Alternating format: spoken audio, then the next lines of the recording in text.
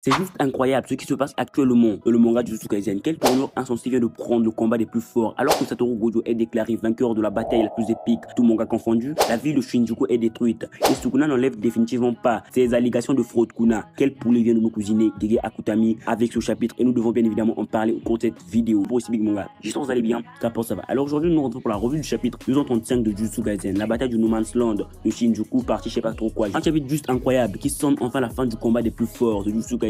Mais même si cette bataille des plus forts est terminée, est-ce que la bataille en elle-même est vraiment finie? Ne vous inquiétez pas, j'en parle au cours de cette vidéo. Je sais que je ne fais pas souvent des reviews de Jujutsu Kaisen, mais bon, au vu de la sortie des spoilers complets des 4 shadow qui me permettant d'écrire à temps les reviews manga, j'ai plus de temps libre et c'est aussi pour cette raison que je ferai plus souvent des reviews de Jujutsu Kaisen pour me donner encore plus de force dans les reviews de ce manga juste incroyable et aussi dans d'autres vidéos en lien avec ce manga. Explosez la barre de like et de partage, abonnez-vous à la chaîne pour le soutien et enfin commentez, c'est bon pour le référencement. Il y a aussi mes différents réseaux sociaux en description, n'hésitez pas à les check. Et aussi dernière info, je compte aussi reprendre les reviews Blue Lock et d'autres vidéos en lien avec Blue Lock. Donc rejoignez sans plus tarder la chaîne car il y a du lourd qui arrive. J'espère que vous kifferez les prochaines vidéos de la chaîne. Alors que les choses n'allaient pas très bien pour Satoru Gojo, puisque Sukuna utilise aussi ses parents Mahoraga et Agito dans un combat en 3v1 contre Gojo, nous avons même un Gojo perdant son bras au cours du dernier chapitre à cause de Mahoraga. Yuta essayant d'intervenir pour rendre ce combat un peu plus équitable en aidant Gojo à vaincre Agito et Mahoraga, mais Kusagabe lui a finalement déconseillé d'intervenir car avoir ses élèves sur le champ de bataille allait plus que tout gêner Satoru Gojo car ils se sentiraient directement responsables de leur survie en s'inquiétant bien évidemment aussi de sa propre survie. Et en plus, Sukuna possède probablement un atout en cas de leur intervention dans ce combat. Et déjà de base, pour ceux qui croiraient que cet atout pourrait faire à ce que Sukuna se retienne durant leur combat, et bah personne n'y croit pas vraiment. D'après moi, cet atout peut être utile contre eux, les élèves du plus fort et les exorcistes du passé, car ils ne sont pas Satoru Gojo, ils n'ont pas l'infini. Donc d'après moi, cet atout que possède Sukuna leur est réservé à eux,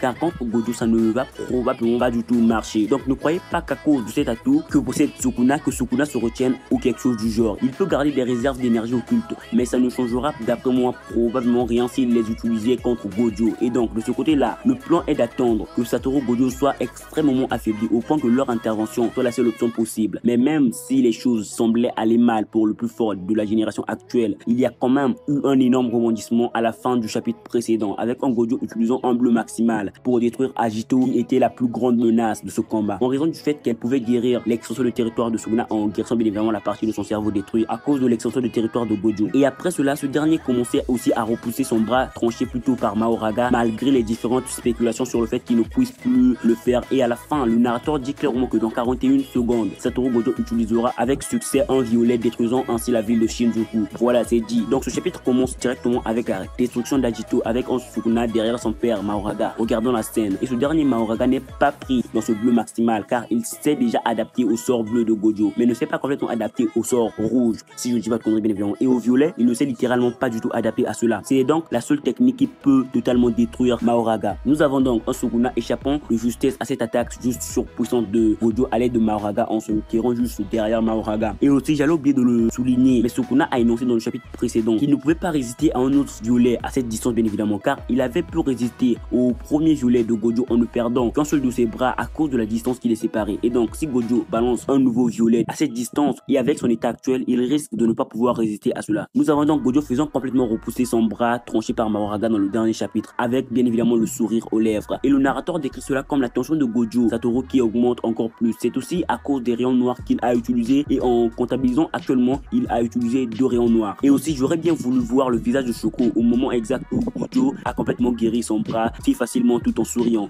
car dans le dernier chapitre, elle était légitimement si inquiète pour lui, croyant bien sûr qu'il ne pouvait plus se guérir à cause de tout ce qui s'est passé au cours de cette bataille. Donc imaginez juste comment tout le monde s'est retourné contre elle, la regardant bien évidemment après que Gojo l'ait fait. Elle a clairement sous-estimé le plus puissant d'entre tous, Satoru Gojo. Nous apprenons aussi clairement du narrateur que Ryomen Sukuna, le roi des fléaux, est nerveux pour la toute première fois depuis plus d'un millénaire. Et oui, nous pouvons clairement le voir avec l'expression de visage qu'a Sukuna à ce moment précis. Et donc je peux supposer que ce dernier est clairement inquiet en ce qui concerne Satoru Gojo. Il croit même que ce dernier pourrait gagner. Et même si je peux le supposer, c'est une toute autre chose lorsque c'est le narrateur qui le remarque et confirme directement que Ryomen Sukuna est nerveux. Ce dernier n'enlèvera donc jamais ces allégations de fraude Kuna qui pèsent sur lui. Mais bon, ce n'est pas une raison pour que Sukuna abandonne sans rien faire. Nous avons donc le combat des plus forts continuant avec un Gojo utilisant un 3e rayon noir sur Sukuna. Nous avons encore un combat au corps à corps juste démentiel entre eux. Et là, ce n'est pas un 3v1 mais bel et bien un 2v1 entre Sukuna, Mahoraga et Gojo. Je peux clairement dire que ce 2v1 est nettement supérieur au 3v1 que nous avons eu dans le dernier chapitre. Nous pouvons clairement remarquer que les compétences d'art martial de Gojo sont nettement supérieures à ceux de Sukuna, car au milieu de ce 2v1, Gojo parvient facilement à attraper le bras de Sukuna et jette par la suite le roi des fléaux directement sur son père, Mahoraga. Il enchaîne ensuite avec un 4ème rayon noir que Sukuna parvient à éviter de justesse parce que Mahoraga le bloque avec son propre corps, ce qui est juste incroyable. Nous avons donc après cela Gojo s'éloignant délibérément de ses adversaires afin d'avoir plus d'espace. Il prépare alors un autre coup surpuissant. Sukuna le remarque directement alors que Gojo essaie de manœuvrer une technique surpuissante. Le narrateur nous explique que tout comme l'effet sûr qui se produit juste après l'activation de l'extension de territoire, avant que tout exorciste utilise une technique occulte, il a toujours une manœuvre spécifique pour le faire. Et même si Gojo a une consommation d'énergie occulte extrêmement minime à cause de son 6ème œil, il ne fait pas exception à la règle. Donc même s'il utilise peu d'énergie occulte pour ses sorts, il doit le faire pour pouvoir lancer ses sorts bien évidemment. Sukuna remarque directement que Gojo est sur le point d'utiliser le sort d'inversion rouge de par la manœuvre qu'il utilise et se prépare donc à ce que Mahoraga tank cette technique pour pouvoir complètement s'adapter au rouge de Gojo. Bien que le jugement de Sukuna n'était pas complètement faux, il était incomplet. Bref, Sukuna se rend alors compte que Gojo prépare le sort d'équation imaginaire violet, car si le sort rouge et bleu entrent en collision ou sont combinés, les deux forces opposées s'affrontent et s'associent en créant bien évidemment du violet, une force qui annihile toute chose. Il semble aussi que le bleu que Gojo avait utilisé contre Agito dans le dernier chapitre soit toujours actif, même après la disparition d'Agito. C'est donc en prenant en compte ce bleu que Gojo a balancé son rouge dans les airs pour qu'il fusionne avec le bleu. Sukuna se rend alors compte qu'il doit rapidement détruire le rouge ou le bleu avant qu'il n'entre en collision et crée ainsi du violet, car comme nous avons pu le savoir dans le chapitre précédent, ce dernier ne pourra pas résister à un autre violet. Il ordonne donc à Mahoraga de poursuivre et de détruire le bleu avant qu'il n'entre en collision avec le rouge. Mahoraga s'exécute donc, mais nous pouvons voir un léger train de retard de la part de Mahoraga avant de s'exécuter bien évidemment. Il est d'après moi un peu confus de par l'état de Sukuna qui panique littéralement, mais bon, il va quand même essayer de le faire. Mais Gojo est capable d'augmenter sa vitesse en prenant appui sur le bleu qui attire toute chose. Il se laisse donc en quelque sorte attirer par ce bleu pour pouvoir arriver avant Mahoraga sur la trajectoire de ce bleu, lui bloquant ainsi le passage. Il frappe donc Mahoraga pour le stopper et Sukuna est aussi là pour essayer de détruire le rouge avec un sort de son perçant afin de détruire ce rouge avant qu'il n'entre en contact avec le bleu. Gojo essaie de l'arrêter en l'attaquant, mais il n'y arrivera pas car Sukuna balancera déjà son attaque sur ce rouge avec un Gojo lui frappant par la suite bien évidemment. Sukuna croira donc qu'il avait gagné et que Gojo était arrivé trop tard, mais ça c'est mal connaître le plus fort des exorcistes. Nous avons donc ce dernier regardant simplement Sukuna et commençant à réciter un enchantement, augmentant ainsi la puissance de son bleu, et cela semble renforcer le sort bleu et son effet. Et donc au lieu de frapper le rouge pour le détruire, cette attaque de Sukuna sera attirée et absorbée par ce bleu. Nous voyons donc Yuta s'excusant auprès de Kusakabe car son intervention dans ce combat allait gêner plus que tout Satoru Gojo, surtout dans l'utilisation de cette technique juste surpuissante et annihilatrice bien évidemment. Et donc ce que Gojo venait de faire était bien évidemment la fusion du rouge et du bleu, créant ainsi l'équation imaginaire violet. Nous voyons bien Mahoraga et Sukuna complètement absorbés par ce qui allait se produire, avec bien sûr un Gojo souriant et prononçant juste violet. Et alors une explosion juste énorme se produit dans la ville de Shinjuku, détruisant littéralement cette ville. Nous voyons aussi la roue d'adaptation de Mahoraga complètement détruite, et donc avec cela l'adaptation n'est plus. Et pendant que Gojo et Sukuna sont tous deux blessés, les blessures de Sukuna sont clairement plus graves comparées à ceux de Gojo, avec un Sukuna à peine debout avec le bras gauche détruit et son corps ensanglanté. Nous pouvons aussi voir que le haut de Sukuna n'est pas aussi résistant que celui de Gojo qui a juste des égratignures, car celui de Sukuna est complètement détruit. Gojo souligne ensuite la chose suivante: il a été forcé pour pouvoir le faire d'utiliser le violet sans directement viser Sukuna, ce qui signifie qu'il a lui-même aussi été pris dans cette explosion. Mais il est clair que les dégâts subis par Sukuna sont plus graves, et Gojo explique aussi que c'est probablement parce que c'était sa propre énergie occulte qui a été mise en jeu pour créer cette technique. Il n'a donc pas à cause de ce fait été blessé aussi gravement que son adversaire, le roi des fléaux Ryomen Sukuna, qui est maintenant seul. Ses parents Mahoraga et Agito ont été détruits par Satoru Gojo. Il est grièvement blessé, sa guérison est extrêmement lente et il ne peut plus étendre le territoire simplifié pour pouvoir entrer dans l'infini de Gojo. Il ne peut donc plus toucher le plus puissant d'entre tous, Satoru Gojo, alors que Yuji et les autres regardent Kusakabe, entre guillemets le narrateur du manga. Ce dernier proclame que Satoru Gojo est le vainqueur du combat des plus forts. Il est le plus puissant du verse de Jujutsu Kaisen. Sukuna est donc le perdant de la plus grande bataille de l'histoire. Nous avons donc sur la dernière case de ce chapitre un Gojo se soignant presque complètement et aussi qui est proclamé vainqueur de la bataille des plus forts. Mais même si nous pouvons énoncer que Kusakabe est entre guillemets le narrateur du manga, ce n'est pas quasiment le narrateur, ce qui signifie que nous ne pouvons pas complètement prendre en compte les mots de ce dernier pour l'instant bien évidemment, car même si j'ai énoncé plus tôt que ça ne servirait à rien contre Gojo, il reste l'atout que Sukuna possède qui a été mise en évidence dans le chapitre précédent par les spectateurs bien évidemment. Il y a aussi le cadeau ou quelque chose du genre offert par Yaoyorozu, et Sukuna possède également le corps de Megumi qu'il peut potentiellement utiliser comme levier. Je veux dire, bien que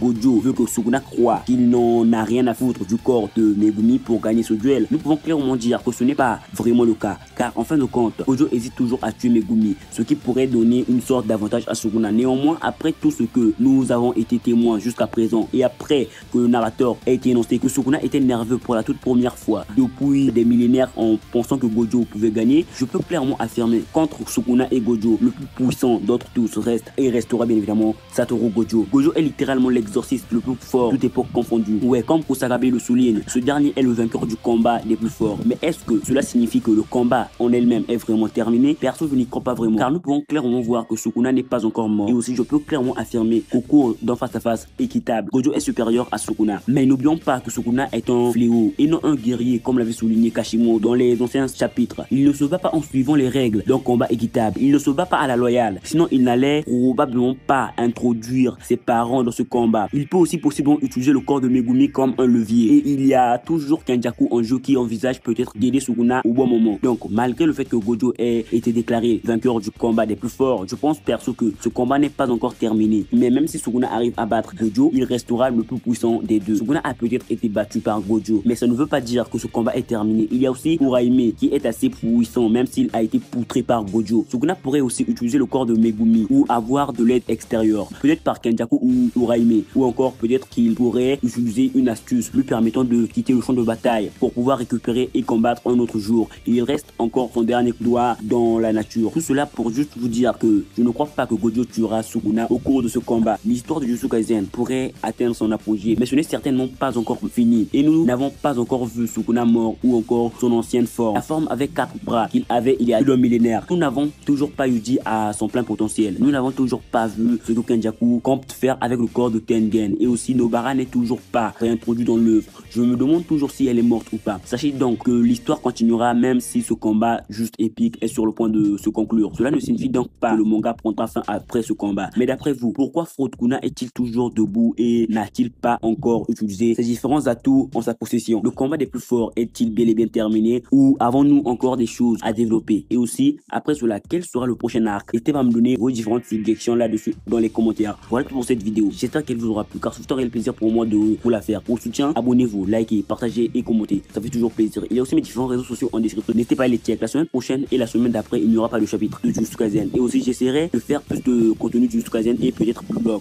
Donc, si vous êtes partant, abonnez-vous en masse. Ça fait toujours plaisir. Et ça m'encouragera bien évidemment encore plus à vous produire plus de contenu de ces œuvres. J'espère que vous vous porterez bien jusqu'à la prochaine vidéo. Mais surtout, bonne continuation.